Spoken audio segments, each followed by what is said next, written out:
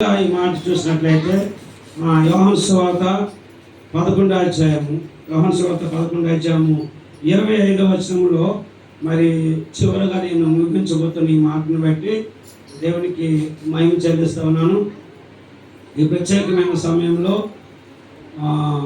అందుకు యేసు పునరుద్ధానమును జీవమును నేనే, నా యందు విశ్వాసముంచువాడు చనిపోయినను బ్రతుకును, బ్రతికి నా యందు విశ్వాసముంచువాడు ప్రతి వాడును ఎన్నటికీ చనిపోడు.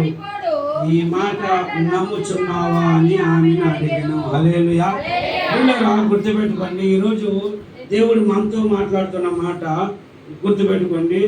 యేసు ప్రభువు వారు ఏ విధంగా పునరుద్ధానమును జీవమును నేనే, నా యందు విశ్వాసం ఉంచినవాడు, నా యందు విశ్వాసం ఉంచినవాడు అంటే చనిపోయినను బ్రతుకును.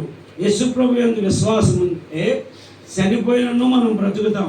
అంటే ఈ హేమంతు అంటే మన ఆయుష్ ముగించిన తర్వాత యుగయుగాలు దేవునితో బ్రతుకుతాం, నిత్య నరకానికి వెళ్ళాం. అదే దేవుని చెప్పిన మాట కనుక గుర్తుపెట్టుకోండి.